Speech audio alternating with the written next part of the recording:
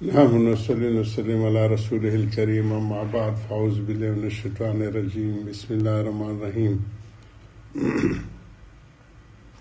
وما أرسلناك إلا رحمة للعالمين إن الله وملائكته يصلون على النبي يا أيها الذين آمنوا صلوا عليه وسلموا تسليما اللهم صل على محمد عبدك ورسولك صل على المؤمنين والمؤمنات والمسلمين والمسلمات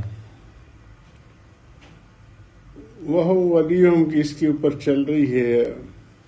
اسلام کا حاصل بھی یہی دو امر ہیں، دفع مضرت یعنی ہر تکلیف دینے ضرر دینے والی چیز کو ہٹنا، اور حصول راحت، اور ہر قسم کی جسمانی روحانی خوشی۔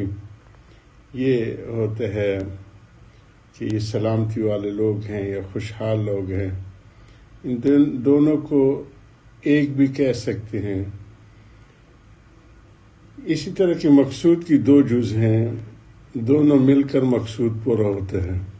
ان کو دو بھی کہا جائے تو صحیح ہے، کیونکہ دو چیزیں تو ہیں ہی، مگر قصد میں دونوں متلازم ہیں۔ ارادہ دونوں کیا جاتا ہے کہ نقصان سے بھی بچے، نفع بھی کامل ہو۔ اس وجہ سے کہ دونوں کا قصد کیا جاتا ہے، یہ نہیں ہوتا کہ ایک کا قصد کیا جائے اور ایک کا نہ کیا جائے۔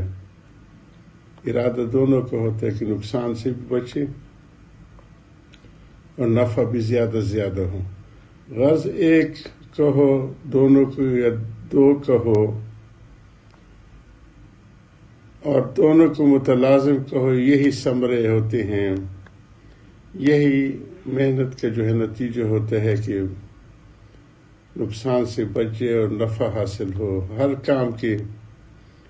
چنانچہ اسلام کے ثمرے بھی یہی دو ہیں، دفع مضرت اور حصول راحت۔ لفظ اسلام میں اشارہ ہے اول کی طرف، یعنی ان سے تمام تکالیف دور ہو جائیں گی، اور لفظ وہ ولیہم میں اشارہ ہے دوسری کی طرف، یعنی ان کو راحت حاصل ہوگی۔ یہ حاصل ہے دونوں ثمروں کا۔ اس سے وجہ معلوم ہو گئی دونوں آیتوں کے پڑھنے کی۔ وجہ یہ ہے کہ دونوں میں اسلام کے ثمرے مذکور ہیں کہ اللہ پاک کیسے ان کو دنیا و آخرت میں اسلام والوں کو جو پھل نتیجہ عطا فرماتے ہیں، اور اسی کا بیان اس وقت مقصود ہے۔ یعنی پہلے میں اسلام کا مالک کامل کی حقیقت بتلائے گی جو گزشتہ بیان گزرے ہیں، اور آج اسلام کامل کا ثمرہ بتایا جائے گا کہ اس کا نتیجہ اور اس کا رزلٹ کیا ہے۔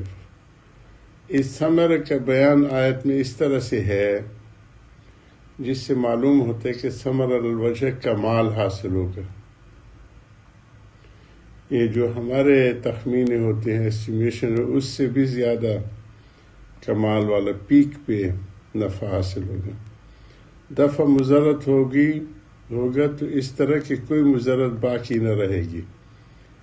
اسی طرح جو نقصان کے خدشات ہوتے، کوئی نقصان والی چیز باقی نہیں رہے گی، اور حصول راحت ہوگا تو وہ بھی اس طرح کی کوئی راحت چھوٹ نہ جائے گی۔ جو انسانوں کے تصور میں ہے وہ اس سے بھی بڑھ کے آرام، راحت و آرام ہوگا۔ اس آیات میں ایسے الفاظ اور قرائن موجود ہیں جن سے معلوم ہوتا ہے کہ ثمرہ کامل حاصل ہوگا جنتیوں کو۔ مثلا یہ کہ دو ثمرے حق تعالیٰ نے بیان فرمایا، اور یہ دو ثمرے ایسے ہیں کہ ان کے سوا کوئی ثمرہ ہو ہی نہیں سکتا۔ کسی کا اس واسطے کہ دو ہی چیزیں مقصود ہوتی ہے، دفع مضرت اور حصول راحت، اور ان دونوں میں اس کا ذکر ہے۔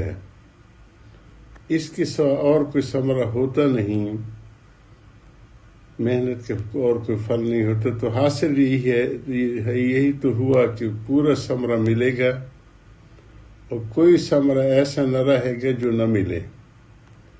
کیونکہ ثمرے کی دو ہی فرد ہیں اور دونوں حاصل ہوئے تو اور کیا باقی رہا۔ اس کی مثال یہ ہے کہ کسی کی نسبت کہا جائے کہ اس کے پاس سونا بھی ہے اور چاندی بھی ہے اور قیمتی مال کی فرد یہی دو ہیں، یہی دو ہوں گے، اس کا مطلب یہی ہوگا کہ اس کے پاس ہر قسم کا مال موجود ہے اور کوئی فرد مال کا ایسا نہیں رہا جو اس کے پاس نہ ہو۔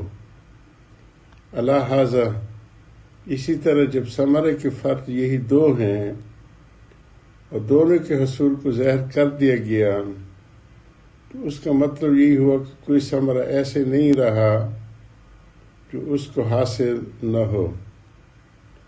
معلوم ہو کہ جس کو اسلام حاصل ہے اس کو ایسے ثمرات آخرت میں ملیں گے کہ کوئی ثمرہ ان سے باہر نہ ہوگا،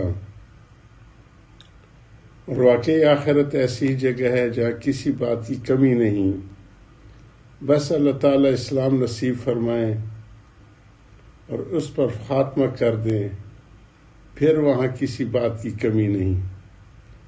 اب یہاں ایک طالب علمانہ اشکال ہوتا ہے کہ دعویٰ کیا گیا کہ آخرت میں اہل اسلام کو ثمرات کامل حاصل ہوں گے، کوئی مضرت باقی نہیں رہے گی اور کوئی راہ نہ چھوٹے گی، اور یہ بات مسلم ہے، تسلیم کی گئی ہے کہ آخرت میں اہل جنت کی درجات بھی مختلف ہوں گے، کوئی اعلیٰ درجے کا جنتی ہوگا، کوئی کم درجے کا۔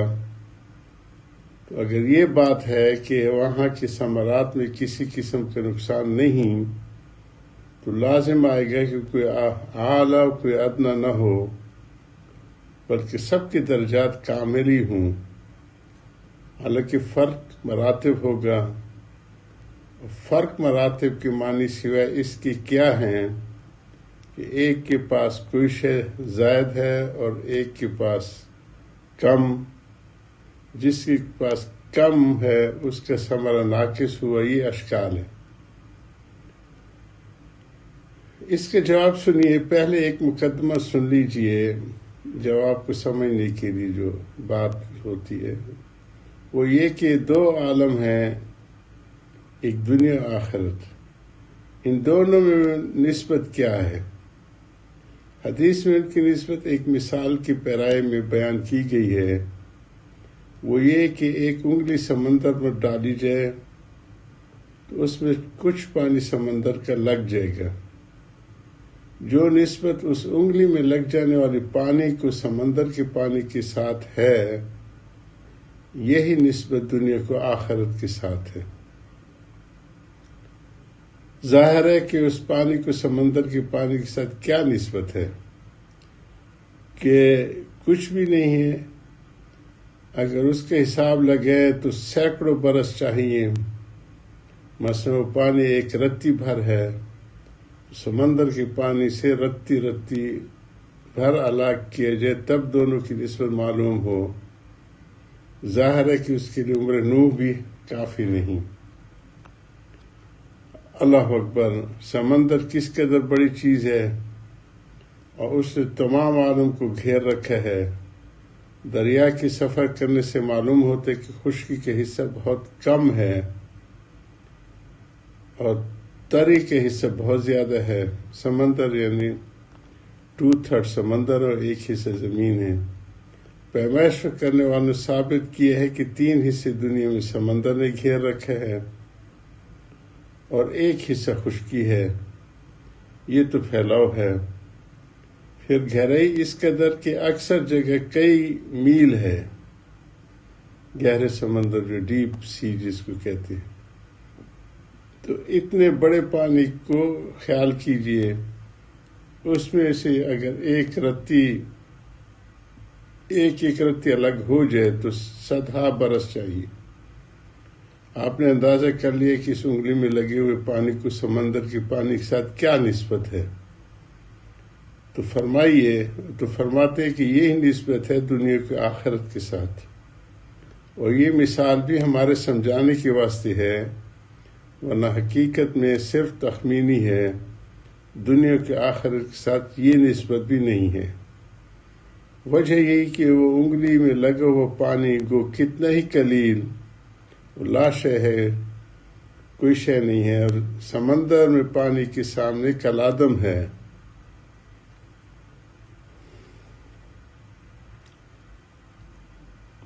مگر پھر بھی سمندر کا پانی اور یہ پانی ہے تو دونوں متناہی، ان کی ایک حد ہے، لمٹ ہے۔ اگر کوئی محنت کرے اور رتی رتی بھر پانی کو الگ کرے تو عقل اس بات کو مانتی ہے کہ سمندر کا پانی اس تجزیے سے کسی نہ کسی دن ختم ضرور ہو جائے گا، اور کچھ نہ کچھ نسبت اس پانی کو اس پانی کے ساتھ ضرور نکلے گی، چاہے وہ کتنی ہی کم سے کم ہو، بخلاف دنیا و آخرت کے کہ ان دونوں میں نسبت متناہی لامتناہی ہے، کہ ایک ختم ہونے والی ایک نہ ہونے والی ہے، کہ دنیا ختم ہو جانے والی ہے، آخرت کبھی ختم ہو جانے والی نہیں ہے۔ اس کو جاری رکھیں، اہل عقیدہ کے عقائد اور اس پہ بات کریں۔ وآخر دعوانا الحمدللہ رب العالمین۔ یا رب صلی وسلم دائما ابدا علی حبیبک خیر خلق کلہم هو الحبیب الذی ترجو الشفاعۃ لکل حول من الاحوال المتهم۔ یا رب صلی وسلم دائما ابدا علی حبیبک خیر خلق۔ اللهم صل علی محمد عبدک ورسولک، صلی علی المؤمنین والمؤمنات